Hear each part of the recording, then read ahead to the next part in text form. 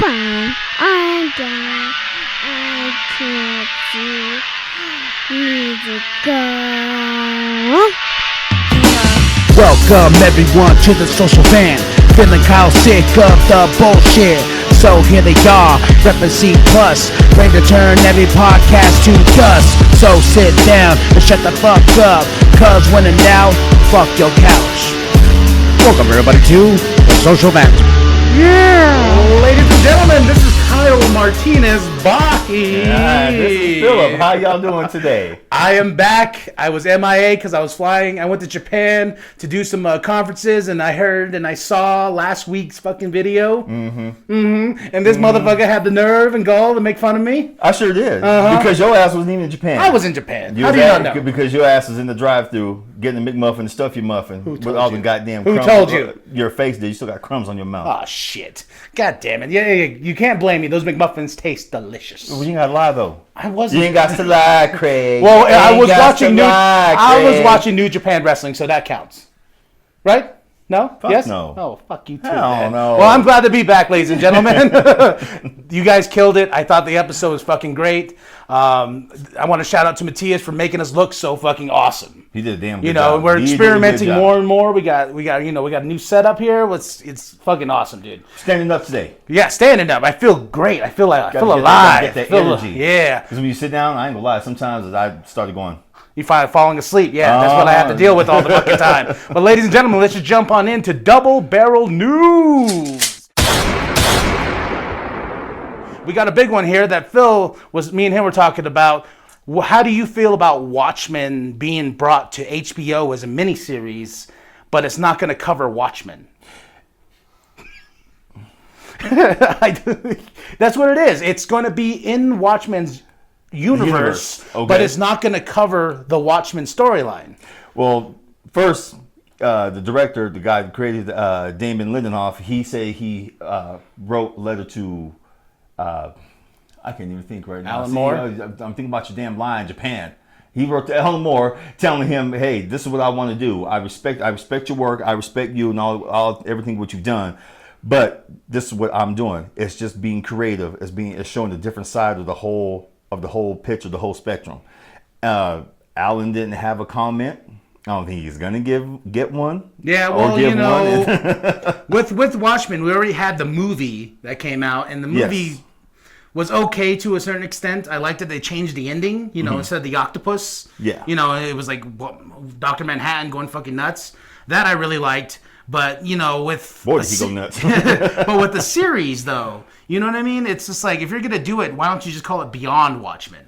Because it's not Watchmen. Watchmen is the main story arc. It's the main story arc, So, yeah. you know, for me, I'm like, I'll watch it. You know me.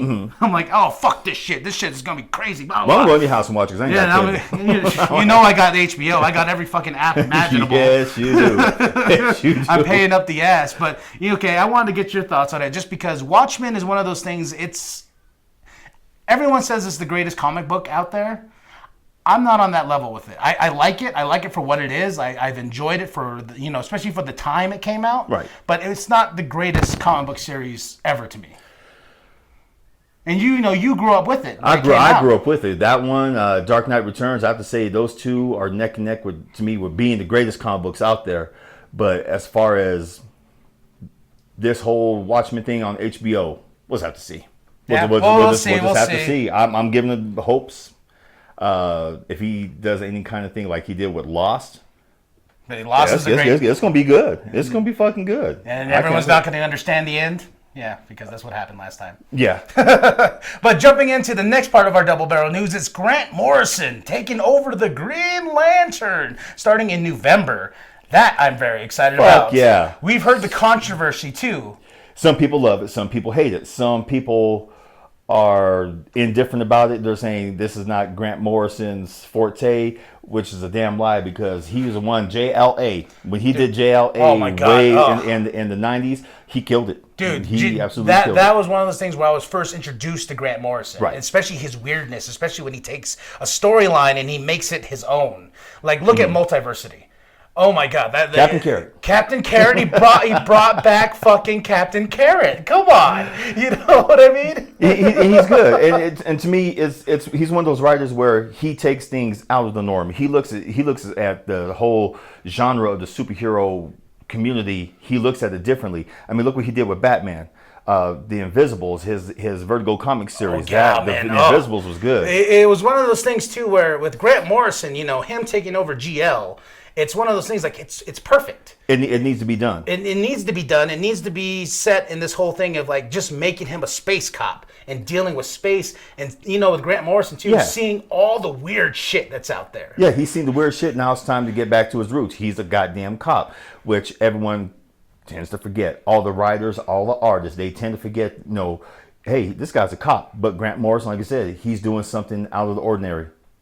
He's doing his job. He's making him a cop. Yes. Fucking fanboys. Fucking fan. Even as a fanboy, as soon as I heard Grant Morrison, it's like Mendez taking over Superman. You know what I mean? Like, these are OGs to the comic book universe. And these guys are taking on these new projects. And, you know, with Multiversity, when going back to that with Grant Morrison, those are one of those storylines where each issue was a one-shot, but they weren't a one-shot, and they all connected at the end.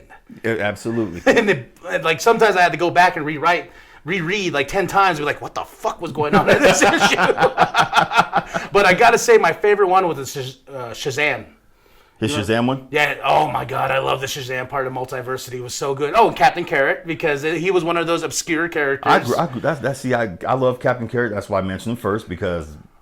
Dude, man, Grant Morrison digs deep. He's kind of like Jeff Johns, where he digs deep into... like just grabbing obscure characters. And what makes them tick. And what makes them tick, especially like, you know, with Grant Morrison, he's just like, you know what, fuck it, give me Captain Carrot. You know what, fuck it, give me this Challengers of the Unknown. Give me, you know. Yeah, give he's me... he's like Warren Ellis, you know, The Authority, how he turned 5 characters who were supposed to represent JLA, and he made them do what they're supposed to. He made them heroes who helped the little man instead of going after the big threats. Goddamn, man! There's a good time to be alive in the comic book world right now. But that's good. Yeah. It'll be good. But that's the end of the Double Barrel News, ladies and gentlemen. And I'm going to tell you, go to your local comic book shop this November and pick up Green Lantern #1 by Grant Morrison.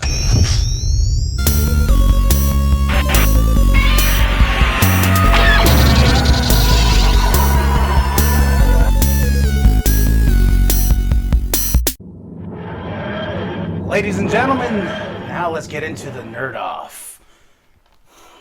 This animation right here was so freaking fantastic. I've been skipping a lot of these DC animated movies, and this was one of the first ones I've actually picked up just because this is probably by far one of my favorite storylines. It's damn good. It's up there with the Batman Arkham, Suicide Squad. Yeah, so you know, with you know, the death of Superman is very important to the history of comic books, because it was one of those things where he died and they literally did not print any Superman books afterwards, and it was so surreal. You remember that? When people were like, "Oh shit, they killed Superman." They killed him, but they brought him back too fast. They brought him back too fast, but still, it was one of those things that it was done in such an epic way. The fight itself was bloody, it was gruesome, you know, and it made the point of like killing Superman, and then we got these awesome characters like a Superboy being reinvented. We got Eradicator, we got Steel, we got, you know what I mean, like just the ongoing slot of what this book did. And the media backlash that it faced. I mean, covers from, I mean, this right here. This is well, if you can see Death of Superman, the way the flag is right there. On Time Magazine, on the actual Time Magazine, I have it somewhere. They actually have this on the original drawing of Time Magazine, newspapers. Oh man, everything. Dude. It was outrageous. I watched this really beautiful documentary about the history of comic books, and this was one of the things where people were like, you know, especially when they stopped the books, and they're like, holy shit, they're not going to do Superman books no more? You know, they're actually going to keep them dead? It was like, whoa, that's surreal. You know what I mean? Like, holy crap! And it was a big event. Remember, they had It was a huge event. They had the black plastics. The on black them. plastic cover, which I used to have, which I don't know more, unfortunately, and had a cool armband that you put on, like Burying the Dead. Armband. They had the newspaper article ripped for it. Remember, from the Daily Planet. Mm-hmm. It was a huge event. But people got to understand too. Even though this was a huge event, doesn't mean this is worth anything. So I get all the people all the time trying to sell me their Death of Superman comic books, and they're like, "Oh, hey man, I got this." I go, "I got 10 of those because I bought them for a quarter a piece at the fucking Bookman's." But the toys that came out, that came out were badass. I mean, they had that battle damaged Superman like this one I hear on the cover. He was fucked up, all bloody. Then they had the Eradicator. They had Superboy. They had Steel. They even had the beat up Justice League. Cyborg Superman. The Eradicator. Eradicator, yeah. I always just call him Cyborg Superman. Cyborg Superman. Because I think Eradicator sounds stupid. I don't know. I'm just wondering. Sounds like a dildo. Yeah, right? What you gonna do with yourself? I'm gonna eradicate myself. And it's one of those things too. Like, for you, I want to get your opinion first. Especially you actually growing up with this event. I had this event, but I lived on the res, and we didn't get fucking comic books. Growing up the event, it was. I mean, they had Superman. The Death of Superman was actually planned to last minute because they were hot on the heels of every single major. There was 0 Hour. There was the Crisis on Infinite Earths. They were trying to find something. DC was trying to find its steam again, and plus two, it was like the era of how can I say it? The extreme hero. You had the Punisher, Wolverine. Everyone wanted the grim and gritty reality, and there were some who fought against it. Yeah, they don't want gods anymore being portrayed in comic books. No, they didn't. So Death of Superman was their way of showing, hey, every hero can die. If we can kill off our biggest hero, we can do that. Plus, during that time, the other downside of this was that there was a huge litigation with the Schuster and Siegel family. Oh, yeah. That was the other ongoing thing. And so Superman was actually supposed to be dead until they got the whole thing straightened out. But they were looking at a huge, maybe a 5-10 year battle. That's why they kept it kind of like, okay, we got to take care of this, because the company was actually even facing death threats every day. You took away our hero. It's not supposed to be this way. Well, unfortunately, when you owe someone money, folks, especially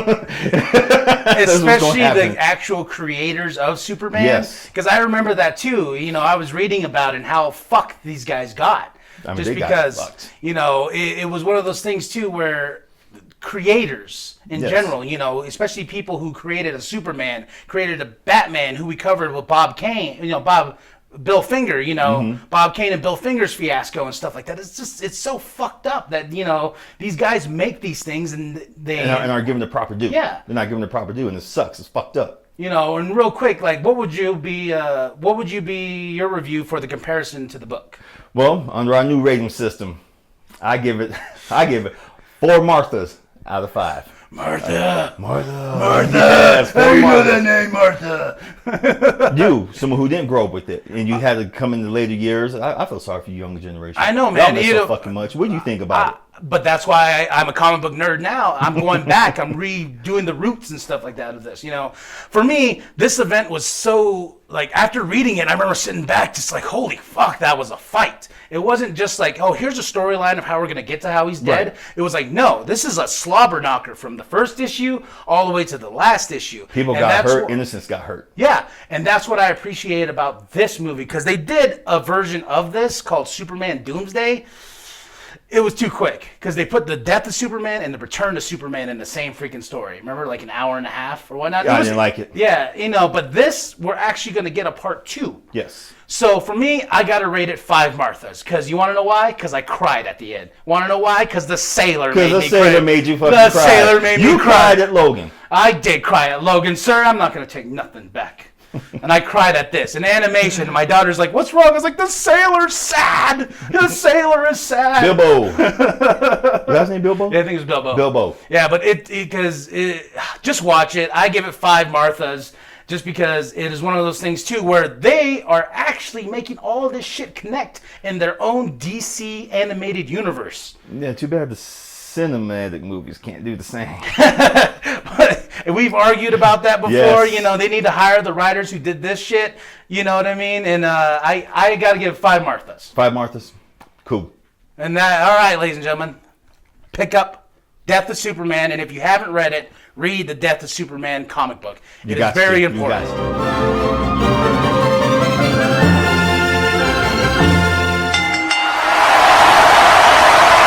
Let's jump into 10 minutes on Broadway because SummerSlam is here 30 years. And I'm going to miss it. I know, and I'm happy about that. Give a damn if you're happy. I make fun. Why? Because I made fun of your ass, huh? That's what you get. That's called karma, bitch. You have a how old boy? You know what? That's what you get. That's what you get. You got to miss SummerSlam because you made fun of me when I was trying to make deals. That's what you get. I hope your WWE network goes out on you. It probably is. Because I got shitty internet. Thank you, Flagstaff. That's karma. All right. But ladies and gentlemen, the PW Insider just dropped this past month. They got a SummerSlam, the countdown for the best matches for each show. So what we're going to do is I'm going to read a match off for each SummerSlam for each year up to now. And he's going to say yay or nay if they are worthy to be on this list. Yes, because I've watched every single. I'm an old fucker. You know that? I watched the very first one. Well, that's why I got you on the show. You have so much history to talk about. You saying I'm old? Yes. Okay. All right. All right. SummerSlam, the very first one that they rank as the best match of the show. British Bulldog versus the Rogue Brothers. Nay. Rouge Brothers. Rogue. See what the reservation education taught me? Jesus, boy. Yay or nay? Nay. Everyone from the Reds is going to be like, what? There you go. Just like that. SummerSlam 2, the Brain Busters versus the Hart Foundation. Yay. Yeah. They tore it up. I was going back through these, like, I actually watched these on the WWE Network because I was like, okay, well, you know, I liked it. But there's another match coming up here soon that I think we'll both agree is the best SummerSlam match. Okay. SummerSlam 3, Demolition versus the Hart Foundation. Yay. Yay. Hell yeah. All right. As you can see a pattern here. The next SummerSlam in 91, Mr. Perfect versus Bret Hart. Yay. Hell yes. I got to agree with that one because I went back and watched it and I was like, holy fuck, these guys tear it up. They tore it up. You know, and I think I actually have that on VHS, that SummerSlam. I know I have mine somewhere. So, all right, let's get it going. 92, Bret Hart versus Davey Boy Smith. Nay. Nay? Nay. Nay? Not Davey Boy Smith fan? No, it's just that there were so many damn technical difficulties during that match, I couldn't enjoy it. All right, 93, Bret Hart versus Jerry Lawler. I don't know why they put this on here because... I don't know why either, nay. Yeah, I say big nay just because it's one of those things where... It was pretty much impromptu. Yeah, I remember too, like he didn't come out at first. He sent somebody else out first, and then all of a sudden then he came out, and I don't know. All right, 94, Bret Hart versus Owen Hart in the steel cage match. Yay. That was a damn good match. That was a damn good feud. Match. Yes. All right, 95, Shawn Michaels versus Razor Ramon. Yay. Fucking up names here. Jesus. Yay? Yay. Yay? Yay. Because it was the rematch. In 96, Shawn Michaels versus Vader. Nay. Nay. Nay. Wow, you gave stank face to that one, boy. 97, Undertaker versus Bret Hart. Yay. Oh, yeah. Anything with Undertaker. Anything with Undertaker. All right. 98, The Rock versus Triple H. Nay, I couldn't get into it. What? It was a boring match. I agree to disagree. I say yay. Go for it. All right. 99, Shane McMahon versus Test. Nay. Nay? Nay. Nah, I say nay too. That whole storyline was really, really stupid. Yeah, it was. 2000, here's a good one. The Dudley Boys versus the Hardy Boys versus Edge and Christian in a TLC match. Yay.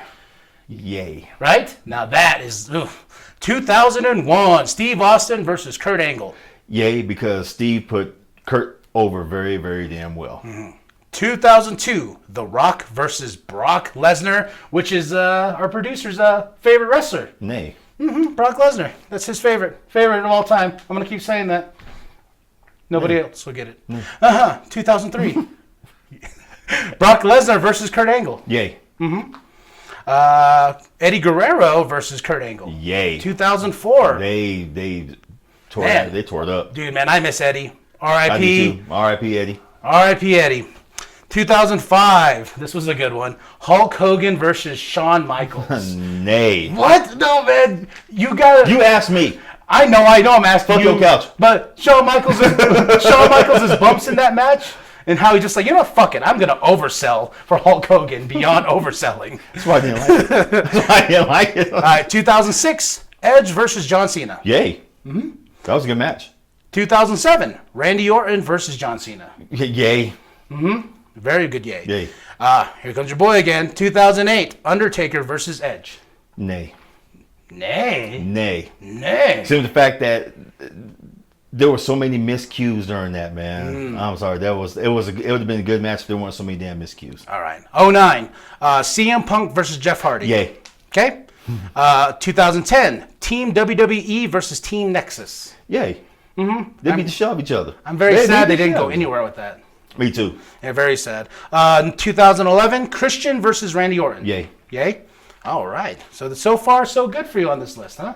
So far, so good. Okay. 2012. Chris Jericho versus Dolph Ziggler. From my remember of it, yay. Yay? Yeah. All right. Because you know they both can go. Yes, they Two can. legends right there in the ring.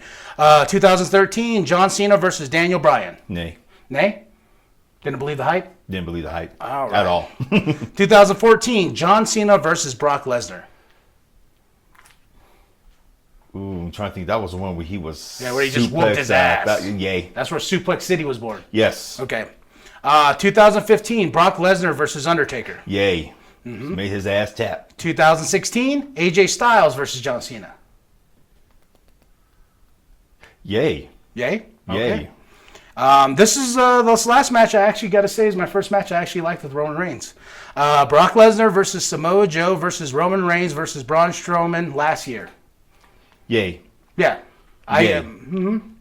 So, overall, do you think PWI has got your vote of confidence in their list? They all right. They all right? They all right. They all right. Well, SummerSlam's here, ladies and gentlemen, and it's just one of those things, too, where... I'll watch it at work. 30 years... You're going to get... I'll get in trouble. 30 years of SummerSlam, man. Fuck. That's crazy. That is, man, I still remember the very first one. It was announced. It was actually their announcements of like more pay-per-views that they're trying to do, trying to make more of the stars shine and give people who didn't have chances, give them a chance to show what they got. Like the regular shows like on TV back then when they were all recorded. Yeah. And it really give people a chance to shine except for like the big names. But then as they started doing more pay-per-views, it really gave it's the part of up-and-comers a chance to shine. It really did. It's part of the first 4 major pay-per-views. So it's important to the history of WWE and the history of wrestling because a lot of great things have happened with SummerSlam. Yeah, SummerSlam is like their midpoint. It's like they start really just kicking ass. They really do. And then leading up to Survivor Series, that's still my favorite. Survivor Series is still my favorite, but SummerSlam will always hold a good place in my heart because, oh man, yeah, I was just drunk. So, ladies and gentlemen, if you get a chance, go check out SummerSlam. Go back on the WWE Network and just relive history of 30 years. You won't regret it.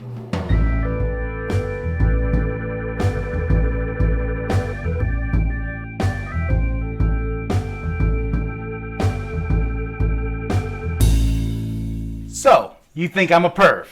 You're a fucking perv. You a goddamn perv. A motherfucker. Well, you know what? I'm going to surprise you. I am actually smart. Okay? We're going to do Big Daddy Goes Deep. Okay. But not in that ass. With knowledge.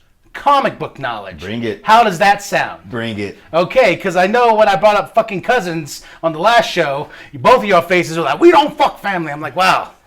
Couldn't we make it interesting? Cutting your nails over there with a little knife, like you're gonna stab somebody in the eye. Because I had nails like a bag lady. I had to get, see, look it, they're nice and pretty now. Yo. I know. See, shit. You ready to go deep? Let's go. Let's go, Big Daddy. Let's go. What year was the first modern comic book printed? 1925, 1917, 1933, or 1938? 70. Oh, the first modern. Are you talking about era? Or are you talking about the first modern comic book, like the comic book Comic book printed. So 1925, 1917, 1933, 1938. 1917. Final answer? Mm-hmm. You are wrong, sir. Ooh. It was 1933. A few years before Superman. But what was in the meantime? You had the Phantom. You had Flash Gordon. Mm-hmm. You had all those really obscure comic books, remember?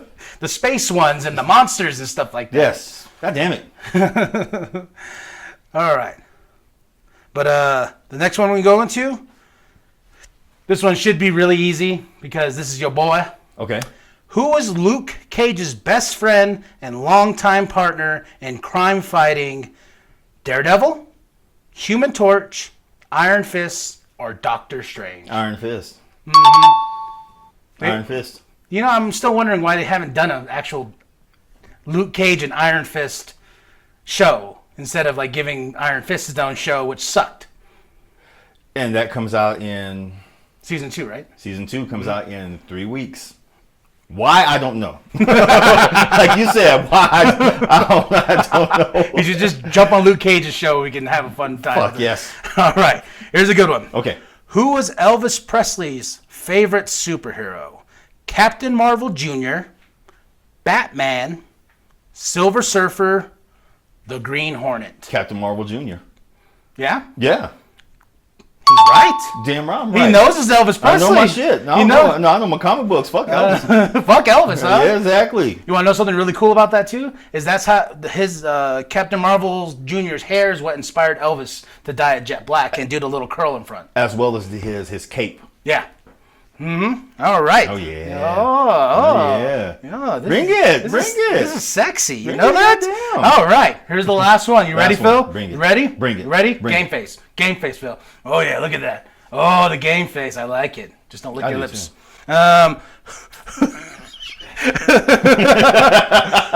Who was the first costume superhero? Crimson Avenger, Superman, the Phantom, Arrow. The Phantom, created by Lee Weeks. Boom. Phil, you have won. Big Daddy goes deep. That's right. Also, Lee Weeks also created Flash Gordon. Well, that whole universe. Phantom, Flash Gordon, the Magician, and... Come on, Phil. Think, Phil. Think. Look at him think. Look at his bald head just... Shining like a motherfucker. Shining like a motherfucker. Damn, I can't. I see the character, but I can't think of the fucking name. I don't know. Every time you say the Phantom, I think of that really awful movie. With Oh, fuck that movie. with Billy Zane. Billy Zane. Yeah, fuck that movie. That movie eat about 5 pounds of dick. That movie and The Shadow with one of the Baldwins. Alec Baldwin. Yeah. Ooh. Oh man, that was not a time to be alive when they were just popping out these movies. They're fucking horrible. Now, if they were to do them now, oh yeah, they'd probably kill it. But now, ugh. Yeah. Well, back then. Well, thank you, Phil, for playing Big Daddy Goes Deep. So what was I? What? You missed one. You missed one, and that was when comic books were printed. Yep. So what year? You said 17. It was 1933. Mm-hmm. But out of 4 questions, you got 3 right. So you win. So I win again. Well, Phil, here's my favorite part of the show. We get to talk about ourselves. That's right. Oh, yes. You more than anybody else. I know. I love talking about myself. Shameless plugs. And Phil, of course, the magical and sexy book of Mr. Magana. Oh, it is Poems and Prose. Aha. Poems and who? Poems and Probes. I said pubes. You said probes. I don't said probe pubes. shit. Anyway, Poems and Prose, ladies and gentlemen. See, he just back on that pervert shit again. So, yes, it does exist. Remember. What was I going to say? I don't know what you're going to say. I don't know. You got me thrown off. You goddamn book. Amazon, Create Space. You can also get the ebook on... See What You Do to Me? Amazon. Oh my God! No, not Amazon. Amazon, Barnes and Noble, Smashwords, and it's all good. It's all good in the hood. I've been asked a lot. Will there be a sequel? Yes, there will. I'm working on some bitch right now. Will there be a coloring book?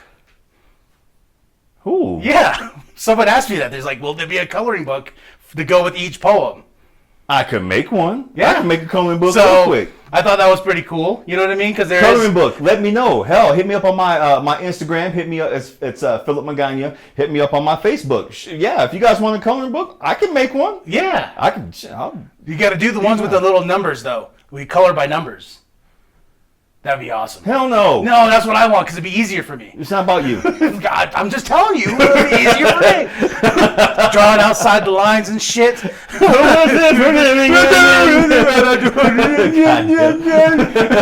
Paint.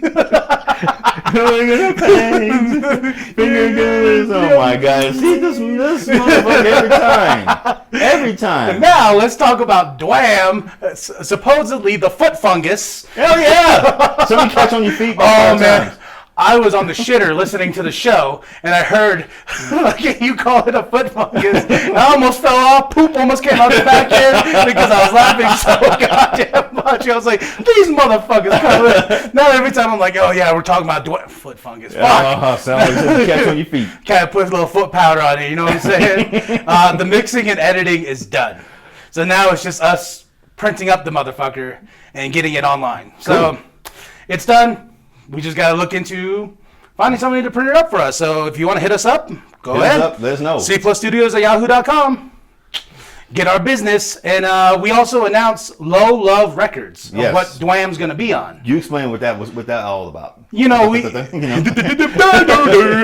we wanted to, you know, we've always talked about it. C Plus is an umbrella to all of our adventures and entertainment. Correct. And Low Love Records is that. It's kind of like a music distribution section or whatever for us. It's still C Plus all day, every day, but it's a way for us to expand in the music genre. Very good. You know, working with artists and stuff like that. So that's what Low Love Records is. As soon as we build more and more of it, we'll have more information as we go. You know, if we're going to sign anybody, you know, we need money for that. But we would love to work with people. You know, we've heard a lot of artists have come to me who want me to be on mixtapes. Right. And I've always thought bringing that brand, be like, hey, C Plus Studios, Low Love Records, boom, gets us out there more. There you go, folks. You know, and we were talking about potentially creating a Facebook group page so we can connect with the C Plus soldiers, you know, out there. You got yes. If you guys think it's a good idea, hit us up on our Facebook or hit Kyle up on his Instagram or my Instagram or Jimbo's. Hit us up. Let us know what you think about creating the group. That way, you know, we can connect. It's all about connecting. It's all about seeing what you want. Yeah, what do you enjoy of us and what we do? Because we are looking into possibly just doing this and maybe a future Patreon account to bring you more content. You know, we got ideas up the wazoo. And, you know, I'm one of those guys. A lot of them ideas. You know, we like Phil texts me, I text Phil, Jim, and then, you know, we're texting in the group and blowing up everybody's phones like freaking crazy because I'm like, what about this and what about this, you know? So there's a lot of ideas that are in the pot right now, and if we can get a group together and learn from the fans of the show, what's going on, what they want, what they want. And also shout out to Jimbo for cplusstudios.com. He is killing it. Thank you, Jimbo. Thank you, Jimbo. We always give our love and recognition to you because you sparked this show back to the revival. Basically. Also, much love to Matias. He is fucking killing it on production. You know, we got green screens now. We got cameras. You know, experimenting just to make the show. We're on video. That's something we never thought we'd do. The video's bigger than the podcast sometimes. You know what I mean? Yeah. That's what's so fucking crazy because I think it's just we're in a day and age. You know, a lot of people like podcasts, but a lot of people like visual stuff. Yeah, very visual. You know, people. And we're blowing up, and we thank everybody who even just clicks play and whoever just wants to listen. And also, I was going to hold this off, but Phil wanted me to say it, you know. In ring, possibly back in the ring a year from now. I'm better do it. I'm talking to Phil about it right now. It's the biggest goal and the biggest door in my way right now is this, you know. Me and Phil's talked about it over text. You know, it's the idea of fucking just being healthy and fucking, you know, I've done it before. I've been in ring shape. There was that point where I could go, but Right now, I can barely chase my daughter down the fucking block, you know?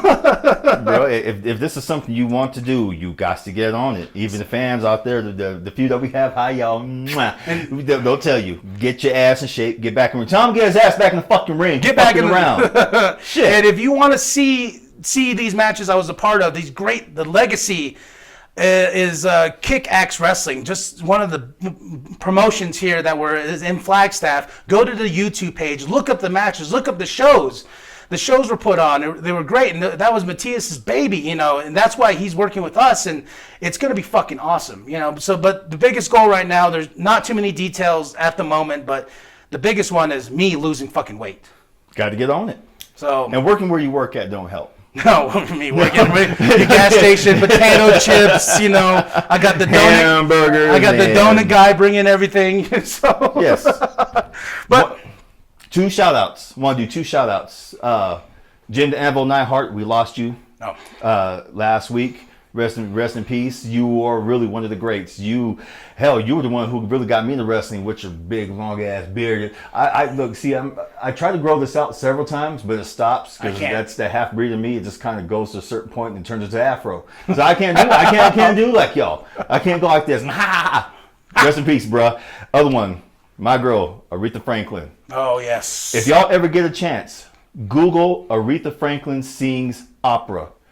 She's gonna blow your mind. Remember I showed you that one? 1998. It's her first. She sang opera. She filled in for.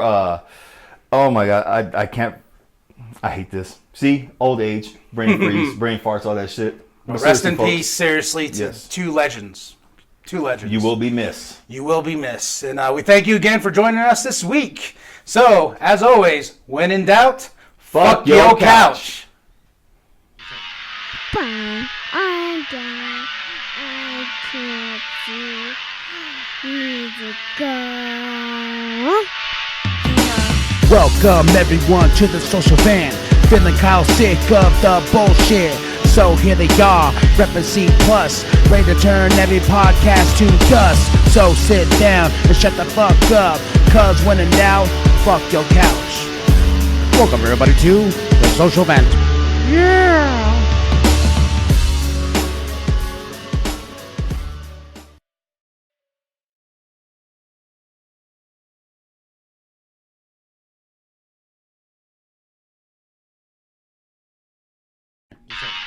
Bye. I'm done.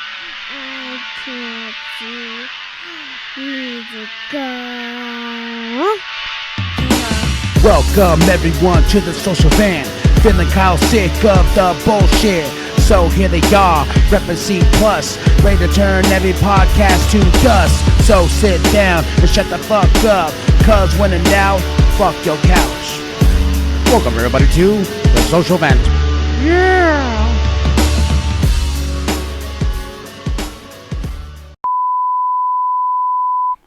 Phil, it's my favorite time because we get to talk about, ooh, boy, ooh, that was woohoo, man, woo, you stinky mom. That was last night's beer.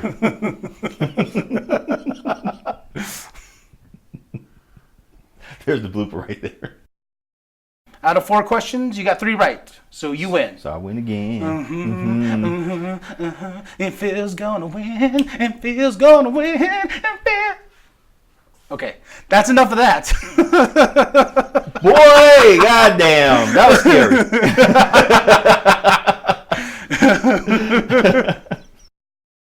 I was flying in from Japan because I had a meeting over there to get the Social Vet Reboot podcast. Okay, this guy over there. He says Japan. His motherfucking ass was in the drive-thru getting a McMuffin. How do you know that? Stuffing his muffin. How do you know that? You still got crumbs on your fucking mouth and mustache. Oh, son of a bitch. You told me. Oh. This is how loud I'm going to be. Yeah, my bad. Keep talking at that level, please. Okay. Ladies and gentlemen, this is Kyle Martinez Bahi for the Social Vet Reboot podcast. Down, Driving down, Matias down, crazy. Down. Keep going, man. All right, ladies and gentlemen. Oh, yes. I like making Matias' life difficult. This is what we pay him for. So, ladies and gentlemen, this is the Social Vent Reboot podcast. I just dropped it almost 40 decibels. I was going to say, what are you talking so loud for? I don't know. Check yours. You're louder than you were. Yeah. Not as bad as him. Keep going. Keep talking. Well, shit. Your ass was in the drive-through McDonald's getting the McMuffin, stuffing your You only had to McMuffin. go down about 5. You literally, I went down about 40. All right. Sound like an old black lady, huh? Right.